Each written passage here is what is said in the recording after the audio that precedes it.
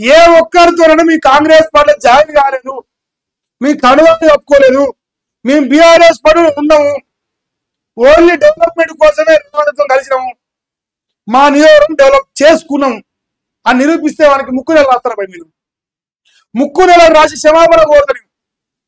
సన్నాసులు సవటలు మీరు. సింపుల్ చెప్పాలంటే మేము కాంగ్రెస్ పార్టీలో ఉన్నామని చెప్పుకొని దీన స్థితిలో, దౌర్భాగ్యమైన స్థితిలో మీరున్నారు.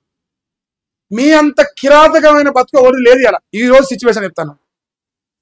కట్టుకున్నోడు పెట్టిండు, ఉంచుకున్నోడు అంటాడు. ఇలా కట్టుకున్నోడు పేరెవరో ఉంచుకున్నోడు పేరెవరో నడవంతరం అవుతారు.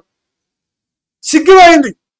పోనీ ఈ 10 మంది ఏమైనా కాంగ్రెస్ పార్టీ దునికి ఏమైనా పొడిచిర్రా, ఏమైనా కట్ట కట్టిరా పొడిచి చూడలేదు. కాంగ్రెస్ పార్టీ గెలిచడానికి అభివృద్ధి జరగలేదు.